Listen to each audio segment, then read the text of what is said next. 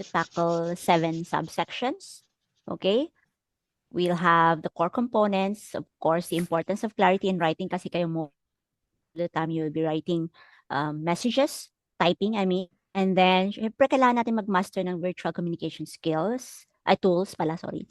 And, syempre, yung non-verbal cues natin, overcoming challenges in communication, at saka yung best practices para sa client communication. Okay? Asan na si Miss Malu? Nandito ba siya or hindi siya naka-attend? Saglit lang ha. I-reply natin to si Miss Malu.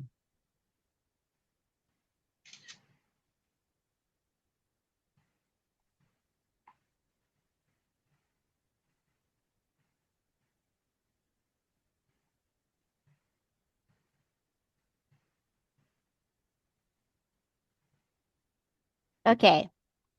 So, let's move on. Okay, so what is communication?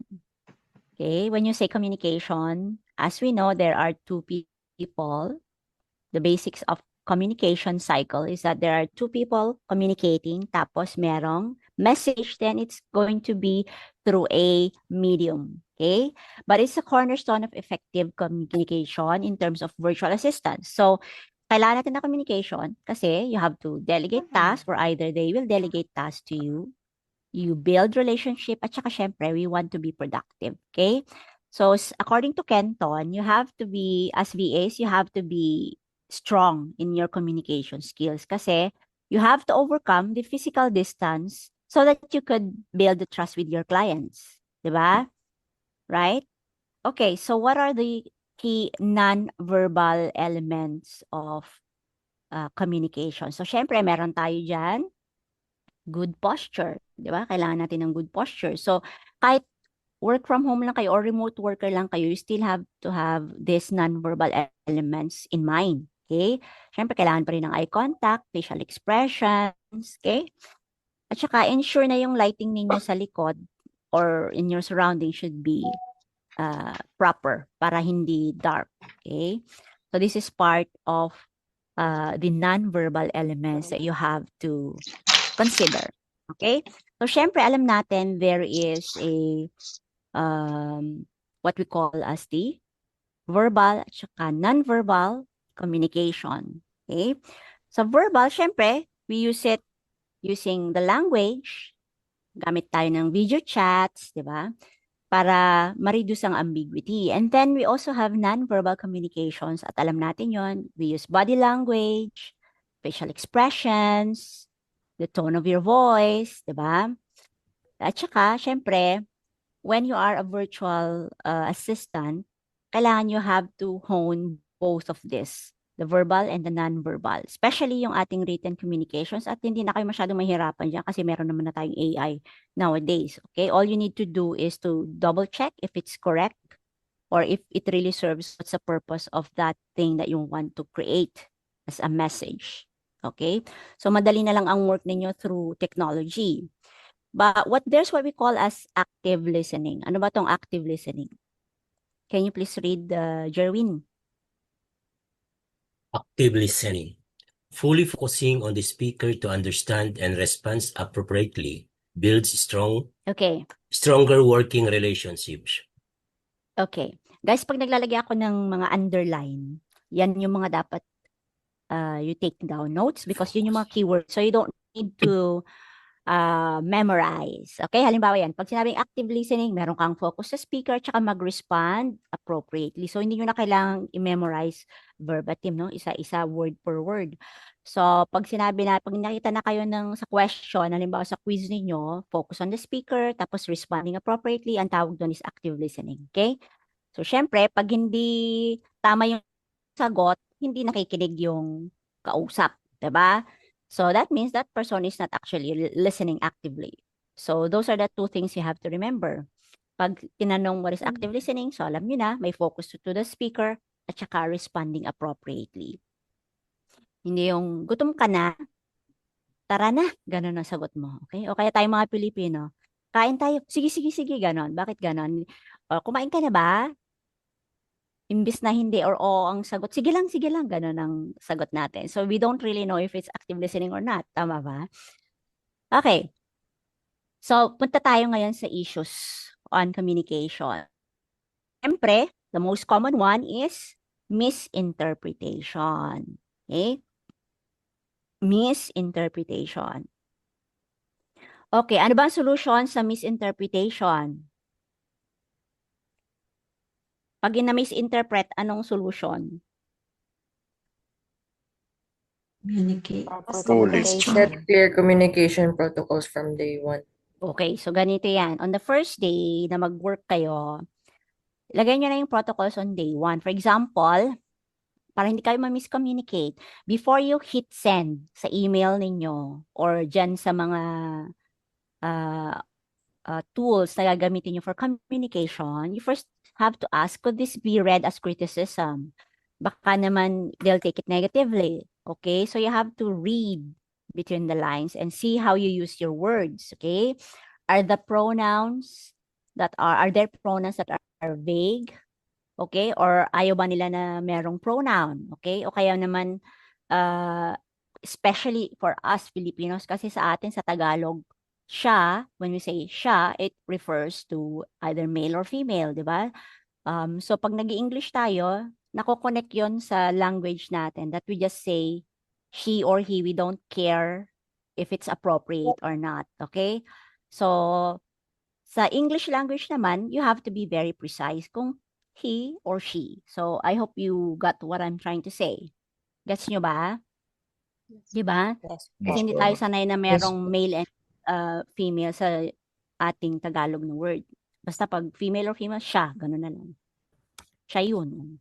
Andun siya. So that means either that female or male, yun pa rin yung word natin. But in the English language, there are some pronouns that are specifically has to be used. So dapat bigyan natin yun ng pansin. Okay, is my request or point in the first 3 lines. So yung request ninyo should be in the first 3 lines of your message para straight to the point, concise. Wag nang madaming cheche-boreche, diretso na agad para hindi kayo ma-misinterpret. Okay? Dapat it should be on the first 3 lines. So, for example, you would say, I am writing to ask for, ano na agad, blah, blah, blah, point 1, point 2, point 3. Okay? Huwag nang mag-explain na, how are you today? I hope your holiday was fine, etc. Unless it's the first email you're gonna send after a vacation. Pero kung regularly on nasa normal na workplace pa rin kayo at on a normal period of work, hindi nyo na kailangan gawin, diretso na. You have to be very concise and it has to be in the first 3 lines na. Okay. Now, have I included necessary context the reader might not have? For example, if you're talking about something like a report, okay, pag sinabi mong report, you have to be very specific. Anong klaseng report yung sinasabi mo? It could be a report about what? So, wag mo lang sasabihin, I'm writing to inquire about the report if it's already ready. Kunyari lang ha. I'm inquiring about the report if it's already ready. Anong report yun? So, you have to give a context of what you're actually asking.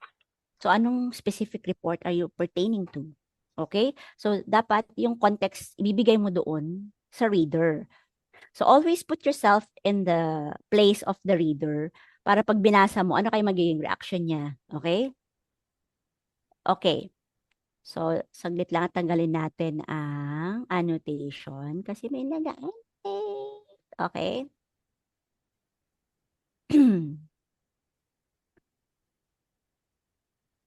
Any questions so far? None. All right. Is the tone professional but human?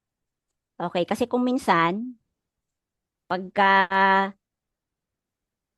gumagamit tayo ng AI, yan, copy-paste na agad, no? Dapat titignan nyo muna if it's professional but human. Ano ba ibig sabihin natin dyan? So, ayaw kasi natin ma-misinterpret, right? So, let's talk about how do you know that if you are writing professionally but also human in the same way. So, you're not talking like a robot, no? So, what we're trying to say is, pag sinabi nating human, okay, ganito. Before you hit send, you want to make sure that your email or your message is not like a robot tone. Okay? You got it? O, halimbawa ito. Kita nyo yan? Oh, who wants to read the first one? And let's compare.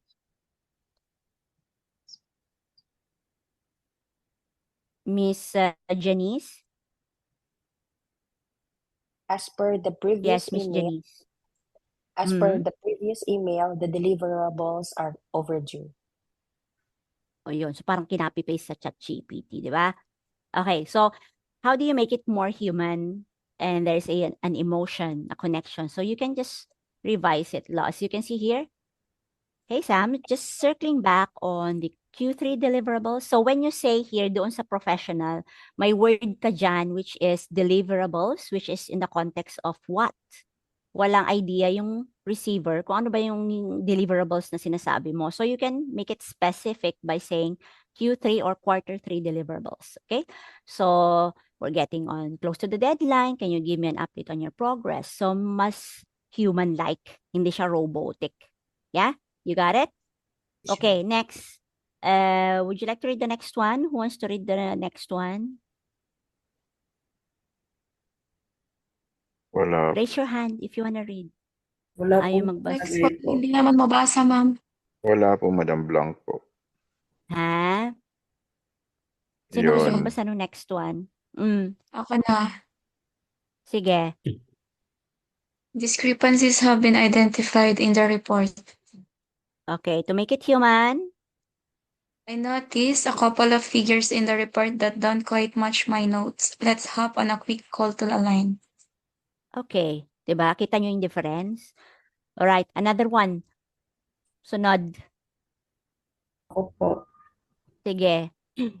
Provide the data by EOD. Okay, so may jargon dyan. May jargon din. So, instead of saying that, Could you share the data set when you have when you have a moment? Aiming to review it by end of the day. diba? So, EOD there means end of the day. End Mas of the day. clear. So, iwasan natin yung jargons. Okay? Alright, next, the last one. A blank thanks signature. Oh, parang thanks, gano'n na lang, wala pang Yeah. ha. Tapos nagpangalan na lang niya sa baba. Okay? So, instead of just saying thanks, be more human and say, Thanks for digging into this. I know it was a complex task. so it's like you are giving some empathy on the work of your workers that has been done towards the task na alam niyang mahirap yon. So it's like complimenting. So of course, robots would not give you that unless you ask it to do so. Pero a human being will do it naturally. Okay? So make your messages more human. Yun ang point natin doon. Okay? I hope that's clear. Alright, so syempre, pag VAs kayo, there would be problems with your time differences. Okay, so pag may time zones kayo, you will have to work on that. Anong gagawin natin? Another challenge is your time zone because sometimes you might have a client from the US or Canada. Anong gagawin natin? Okay, so if you notice doon sa Upwork, some of the work descriptions, it will tell you kung ano yung expectation nila about time that you should be available. Na-notice nyo ba yon? Yes. Yes, ma'am. Yeah. Yeah. So you have to make a clarification on the expectations upfront, especially yung mga response times ninyo. Especially kung meron kayong time difference. Okay? Kung may time difference, ibigay nyo na yung time na pwede kayo makapag-comply doon sa kanilang expectations. Alam nyo dapat kung ano yung schedule nyo at alam nyo dapat kung ano yung time zone ninyo. So if they ask you ngayon, anong time zone nyo? Wait time. With regards, ha? No, I mean what I'm, GMT plus 3, mga ganyan, ma'am. that's correct. Yun, si Miss Dolly, that's correct. GMT plus 3, ibig sabihin, great.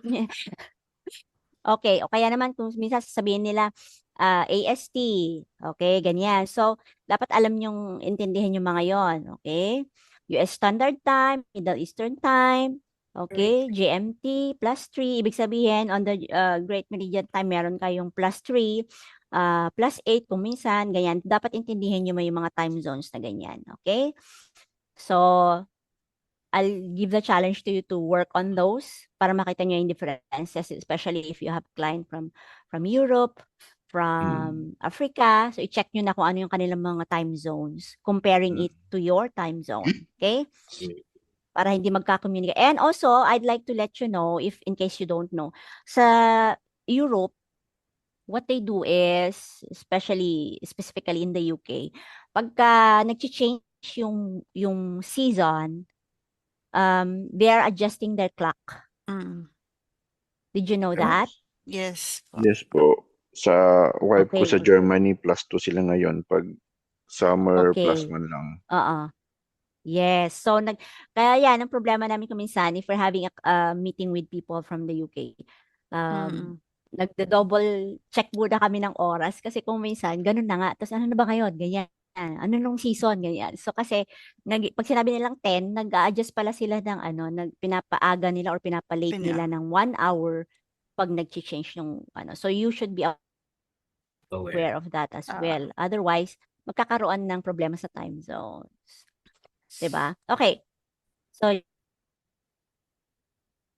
now let's go to client communication. So, ano ba yung mga best practices with client communication? So, ano sa tingin nyo ang mas prefer ng client?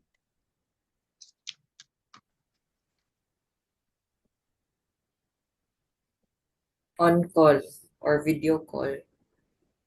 On call or video call? Yun ang preference nila? Okay. That's good. But do you know, Email. Emails. you have to prioritize pa rin yung email for instructions. Kasi, pagka naka-email na yan, you can always go back for reference, diba? And you can make a clear record of what the instruction is. So, i-prioritize ninyo yung email for instructions, okay? Follow up nyo na lang yan siya on phone or video calls for summary. Diba? Does it make sense? Kasi kung baliktad, prioritize mo yung video call, pag wala ng automatic AI-generated na meeting minutes, Hindi na patay tayo mababalik. dyan. Ano nga ba yung pinag-usapan natin? Babalikan mo na naman yung video, di ba? So, it's going to be very inefficient. So, you prioritize emails for instructions, okay? Another one is, when you're talking to clients or communicating with clients, you establish clear boundaries. And how would you establish that? You have to clarify availability, response times, which is related to time zones. And then tell them whether calls are chargeable to prevent misunderstanding. So, ibig sabihin, when we were in Clackify, you remember there are some options where it's billable. Yung ibig Yes. sabihin, yung work na yon ay babayaran ba or hindi. So, you have to clarify na every time na tatawag sila sa'yo, you're gonna charge. Or should I go to my, for example, to that app that records my work? Kasi every time na tatawag sila, marirecord yung usapan ninyo, which will take maybe half hour. Are you going to charge for that or not? Or is it part of the contract? I-clear nyo yung mga boundaries na yan with clients. Okay? I hope that's clear. Yes. Another client strategy communication is building trust through empathy. So, empathy and professionalism is the best key working with clients. Okay? Always putting yourself in the shoe of the client so that you can build your trust and rapport para gusto kayo ng client and they would build a long-term relationship with you. They will still contact you when they need service. Okay? Kasi pag alam nilang they can rely on you, okay, and you know that you understand what they want, kasi you're always putting yourself in the shoe of your client, mas gusto nila kayo. So, yan. Alright? Yan pa yung hindi pa kayang gawin ng AI. So, we're still lucky. Okay? Being humans. Okay, confirm understanding. Always confirm kung naintindihan ninyo yung instruction. So, how would you confirm if you understood the instruction correctly? Paano nyo i-confirm na naintindihan yung instruction ng client?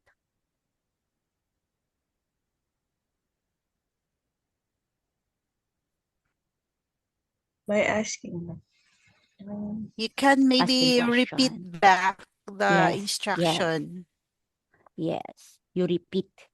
Okay, sir, you asked me to do this and that. Afterwards, I have to do this and send it to blah, blah, blah. So you have to repeat it. Parang kayo pag bumibili kayo sa, sa fast food, di ba, inuulit nung nasa counter yung order nyo?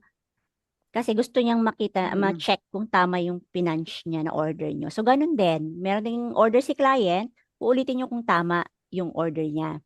Okay? Para ma-confirm niyo yung understanding with client. Okay? So, next.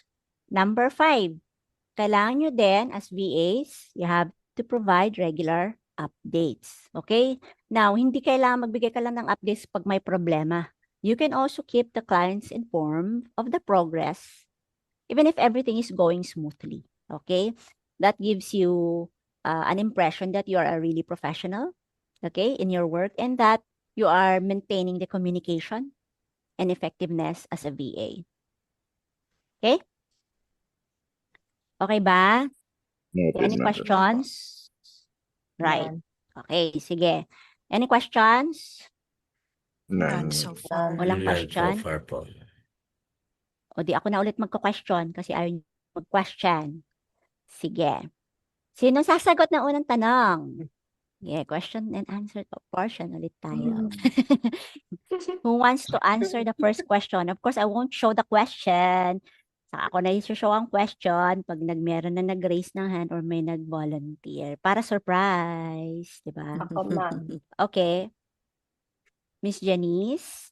Okay, Miss Janice wants to answer the first question. Okay, first question. Review natin to para sa quiz, hindi na kayo nganga. At saka nga pala ha, o reminder, yung mga quiz ninyo sa portal, may time limit yon. O kayo, dami yung nag-message sa akin, Ma'am, may time limit pala. Naku, kumakain ako habang ano. Hanggang Kaya may nga, question ma'am, lang na, ako, ano kami, sorry po. Hanggang 21 pala Grabe. yun.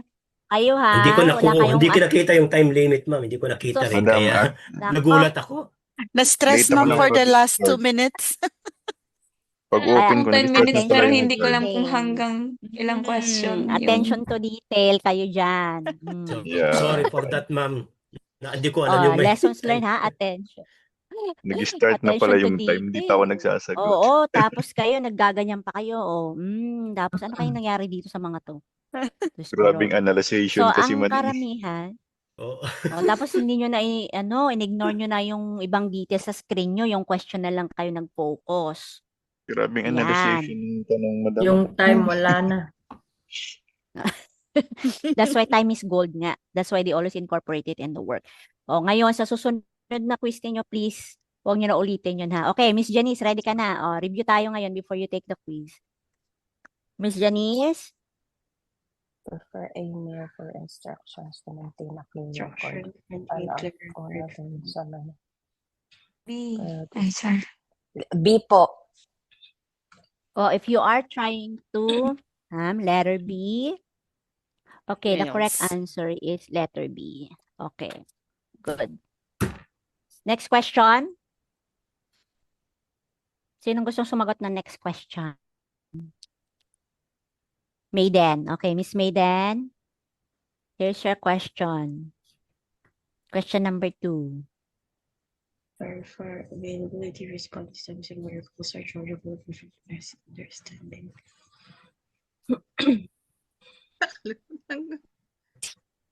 Miss Maiden. Letter A. Okay, let's see if you are correct. The answer is A. That's right. Okay, question number 3. Miss Legin.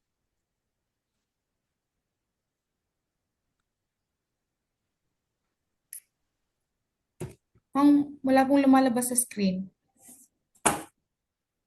Baka internet natin. Okay, ayan na. 9, 10, 4. Provide regular updates, madam. D. Okay, provide regular updates kahit everything goes Regular updates smoothly. with best Okay, practice very application good. is being. Okay, kung makikita nyo sa portal natin, I have given a guideline for another platform. We'll go into that later. But since you are going to Microsoft be a Teams. future VA, you have to master virtual communication schools. Okay? Tools. Ano ba? School? Tools. Okay?